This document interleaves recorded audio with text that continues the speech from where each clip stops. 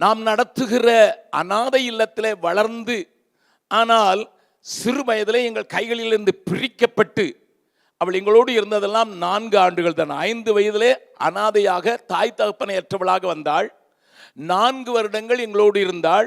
9வது வயதிலே உறவினர்கள் சொன்னார்கள், ஐயா உங்களோடே எப்பொழுதும் வைத்துக் கொண்டிருக்கிறீர்கள், அவருக்கு தாய் தகப்பன் இல்லை, ஆனால் மாமா மச்சான் இருக்கிறோம், நாங்களும் கொஞ்சம் உறவை கொண்டாட வேண்டும் என்று சொல்லி கூட்டிக் கொண்டு போனவர்கள் திரும்பி கொண்டு வரவில்லை.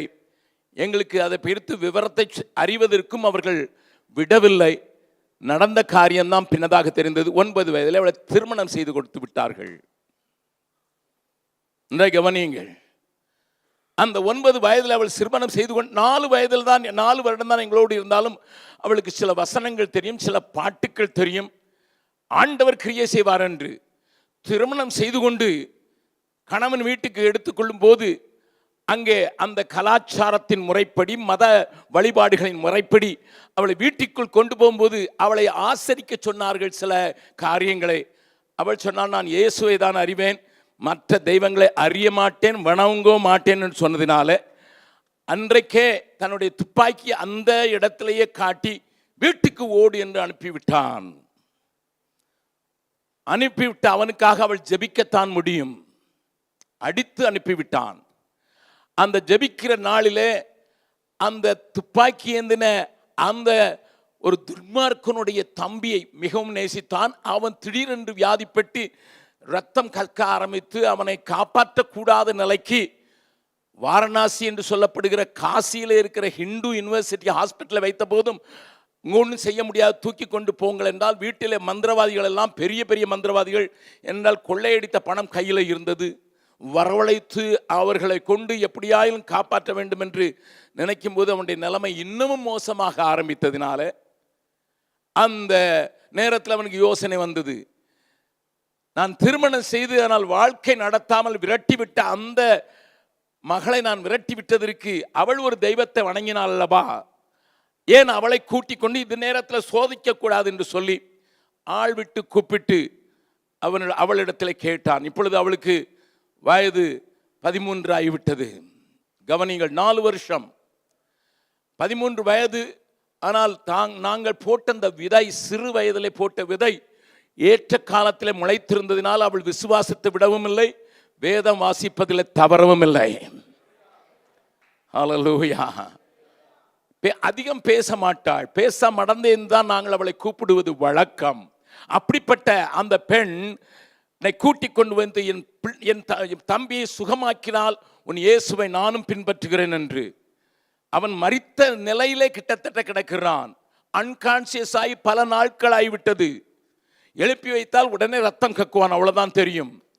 அவள் சொன்னாள், இது எங்கே இயேசுவுக்கு லேசான காரியம், ஆனால் நீ எனக்கு ஒரு வாக்கு கொடுக்க வேண்டும். 13 வயது பிள்ளை தைரியத்தோடு சொன்னாள், நீ துப்பாக்கி தூர போட்டுட்டு நீ பைபிளை தூக்கி என் கூட ஆண்டவரை சர்ச்சு சொல்றதுக்கு ரெடினா நான் இப்போ பிரசங்கம் பண்ணுறேன். இப்பொழுது போராட்டம். ஆண்டவரை அறியாதவன், இயேசு என்கிறதை இவனுடைய மூலம்தான் கேட்டவன், ஒரே ஒரு தடவை தான் கேட்டவன். அப்படிப்பட்டவன் தன்னுடைய தம்பியின் மேல் வைத்திருந்த பாசத்தின் நிமித்தமாக சரி என்று ஒப்புக்கொண்டான். அவள் முழங்கால் நின்று சண்டே ஸ்கூல் சாங் தான் பாடினா. அவளுக்கு தெரிஞ்சதெல்லாம் சண்டே ஸ்கூல் சாங் தான். ஒரு 3 பாட்டு தான் அவளுக்கு தெரியும், நாங்கள் சொல்லிக் கொடுத்த சின்ன பாட்டுகள். வேற வசனத்தின் வெளிய வெளிச்சம் கிடையாது. பிரசங்கிகளை சந்திக்க முடியவில்லை. 4 வருடங்கள் எங்களோடு கூட இருந்தபோது அவள் கற்றுக்கொண்ட சில காரியங்கள் மாத்திரம்தான் நம்மளுக்கு தெரியும். அவள் சொல்லி சொல்லி ஜெபிக்க ஜெபிக்க இந்த பையன் எழுந்து நின்று டான்ஸ் ஆட ஆரம்பித்து விட்டான். எனக்கு பசிக்கிறது என்று சொன்னான். அதை கண்ட அவன் நடுநடுங்கி போனான். துப்பாக்கி தூரத்தில் ஓட போட்டு அவர்கள் 2 பேரும் வீட்டிலேயே, அது உத்தரப்பிரதேசத்தின் பார்டரில் இருந்த ஒரு வில்லேஜில், அது எங்கள் காதுகளுக்கு எட்டவும் இல்லை. அந்த இடத்துல அவர்களே 2 பேரும் சேர்ந்து வசனம் படிக்காமலே ஊழியத்தை ஆரம்பித்து விட்டார்கள். ஏராளமானவர்கள் தொடப்பட்டார்கள், சுகமானார்கள். இவளுக்கு தெரிந்ததெல்லாம் அந்த 2 பாட்டு தான். வானத்தை பாரு, பறவைகளை உண்டாக்கின ஆண்டவர் உன்னை உண்டாக்கிறார், உன்னை நேசிக்கிறார், இதெல்லாம் அவளுக்கு தெரியும். அதை வைத்தே அவர்கள் பிரசங்கம் பண்ணி ஜெபம் பண்ணி கூட்டம் நடத்தினாலும் நாங்கள் கேள்விப்பட்ட போது எங்கள் காதுக்கு வந்து விட்டது, இங்கே உங்களால் வளர்க்கப்பட்ட பிள்ளை பொழுது ஊழியக்காரியாகிவிட்டாள் என்று. அவனை கொண்டு வந்து வேதாம கல்லூரியில் வேதம் படிக்க விட்டு ஒரு இடத்துல ஊழியத்திற்கு வைத்த போது அங்கே அவர்களை கொண்டு கர்த்தர் பெரிய காரியங்களை செய்தார். தேசத்தில் ஆண்டவர் கிரியை செய்கிறார் என்பதை மாத்திரம் பார்ப்ப நம்முடைய கண்கள் சத்துருடைய கிரியைகளை மாதிரி தான் பார்க்கும். நம்ம அதை பெருசா பார்த்துட்டு இதை சிறுசா பார்க்க பறிச்சிட்டோம். அதனால தான் நமக்குள்ள தைரியம் வர்றது கொஞ்சம் கஷ்டப்படுது. ஆண்டவர் தான் பெரிய காரியங்களை செய்து கொண்டிருக்கிறார். என்ன நடந்ததுன்னு சொல்கிறேன். ஒருவேளை இது பழைய சம்பவமா நான் இப்பொழுது உள்ளதையும் சொல்கிறேன். அப்பொழுது உங்களுக்கு விளங்கிவிடும் கர்த்தர் கிரியை செய்யும் போது நான் என்ன செய்கிறேன்ங்கிறதான் நம்முடைய கேள்வி. நன்றாக கவனியுங்கள். இப்பொழுது என்ன நடந்தது? அங்கே நாசிரிகஞ்சன் என்கிற ஒரு இடத்துல, நான் இருக்கிற இடத்துலேருந்து 25 கிலோமீட்டர் உள்ள தூரத்தில் அங்கே தான் அவர்களை வைத்தோம். அங்கே ஒரு குடும்பத்தில் 4 மருமக்கள்மார் உண்டு, பணக்காரர்கள், வியாபாரிகள்.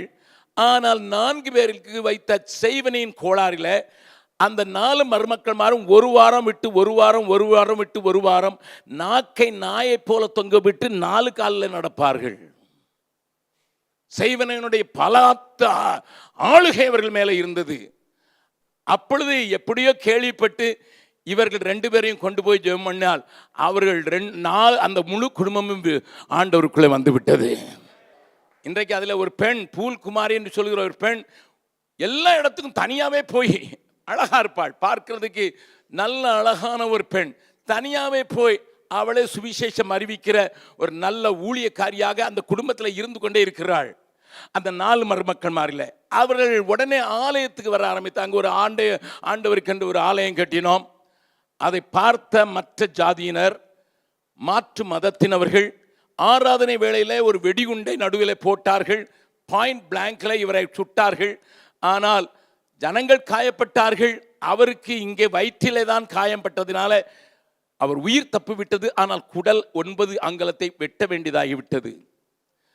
அதை பார்த்த என்னுடைய மனைவி என்னிடத்தில் ஒரு நாள் சொன்னாள், என் பிள்ளை மாதிரி அவளை மடியில் போட்டு வளர்த்தேன் டாடி, என் மக தான், அவளுக்கு கல்யாணம் 9 வயசுலேயே ஆகிட்ட போது நான் ஒரு வாரம் சாப்பிடலன்னு உங்களுக்கு ஞாபகம் இருக்குல்ல, இப்போ ஆண்டவருக்குள்ள அவள் கொண்டு வந்துட்டான்னு ரொம்ப சந்தோஷமா இருக்கு. ஆனால் அவளை காப்பாற்றுறதுக்காகாது கொஞ்சம் இடத்த மாற்றி கொடுங்க என்று. அவர் மாட்டேனுங்கிறார், அங்கே தான் போவேங்கிறார். ஆனால் ஆண்டவருடைய கிருபையினால அவர் ஒரு டஃப் மேன், ஏனென்றால் பழைய கிரிமினல் ஆச்சு. ஆகையினால ஒரு டஃப் மேன் என்று சொல்லி அவரை நாங்கள் வாரணாசிக்கு அருகாமையில் உள்ள ஜமனியா என்கிற ஒரு இடத்துல 45 கிலோமீட்டர் கங்கை நதி ஓடுகிற அதன் மேலே இருந்த சின்ன பட்டணத்தில் நாங்கள் ஊழியத்துக்கு வைத்த போது பலத்த கிரியைகளை தேவன் செய்தனால் ஒரு பெரிய நல்ல சபை உண்டாயிற்று. 300 பேர் இருக்கிற சபையாக அவர் வளர்ந்து வருகிற நேரத்தில் இந்த காரியம் நடந்தது. and it's a very tough field. அது ஒரு மிகவும் பயங்கரமான, ஏன்னா அந்த ஊரே பிராமின்ஸால நிறைந்த ஊர். அந்த கூட்டத்தில் நான் பேசினது இன்றைக்கும் ஞாபகம் இருக்கிறது. நாங்கள் கூட்டம் நடத்தும் போது அங்கே இருந்த பிராமணர்கள் எதிர்க்கிறவர்கள், காசிக்கு பக்கத்தில் இருந்தால் எப்படி இருப்பார்கள் உங்களுக்கு தெரிந்திருக்கும், வெறி கொண்டவர்கள் அந்த கூட்டத்தில் வந்து அட்டாக் பண்ணணும் வந்தபோது கூட்டத்தில் தேவ வார்த்தையினுடைய வல்லமையினால் தாக்கப்பட்டு கை கட்டப்பட்ட ஒரு மிருகத்தை போல நின்று கொண்டிருந்தார்கள். They came to attack. எங்களை தாக்கத்தான் வந்திருந்தார்கள், அடித்து நொறுக்கிவிட வேண்டும் என்று தான் வந்திருந்தார்கள், பெரிய படையாகத்தான் வந்திருந்தார்கள்.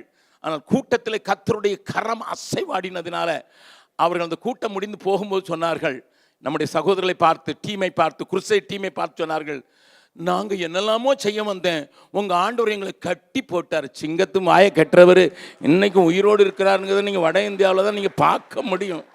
எங்களால் ஒன்றும் செய்ய முடியல. நீங்கள் அல்லேலியா போடும்போது நாங்களும் எங்களை அறியாமலே கை மேலே போச்சுது, யார் தூக்குனான்னு தெரியல, எங்களுக்கு என்னன்னு தெரியல, அந்த வார்த்தை என்னன்னு தெரியல. நீங்கள் அல்லேலியா அல்லேலியானா எங்களுக்கு ஆளு கொய்யா தான் தெரியும். ஆனால் நீங்கள் சொல்லும்போது எங்கள் கை தானாலே மேலே போச்சுது.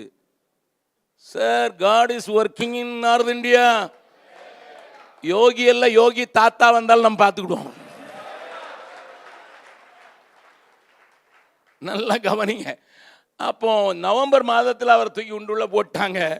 உள்ள போட்டு 10வது நாள் நாங்கள் ரொம்ப கஷ்டப்பட்டு பெயில் எடுக்க முடிஞ்சது. காஜிப்பூருங்கிற ஒரு இடத்துல ஜெயிலில் போட்டிருந்தாங்க. 7 பேரையும், சகோதரியை தனியாக, அந்த 7 பேரையும் தனியாக போட்டிருந்தாங்க. 27 நாள் கழிச்சு தான் அவங்களுக்கு பெயில் கொடுத்து 17 நாள் கழிச்சு தான் விடுதலையானாங்க. வந்த உடனே நான் ஃபோன் பண்ணேன், என்னப்பா அவன் பேர் வினோத், என்ன வினோத் மறுபடியும் உள்ளே போயிட்டு வந்துடுற, முன்னால் தான் இவனையே கொண்டுட்டு போனேன், இப்ப என்னப்பா நீ உள்ள போட்ட அங்கிள் என்ன சொல்றீங்க அங்கிள்? கர்த்தர் எப்படி கிரியை செய்தார்னா? என்னடா கிரியை செய்தார்னு கேட்டேன். ஏன்னா எனக்கு மருமகன் தானே. நல்லா கவனிங்க.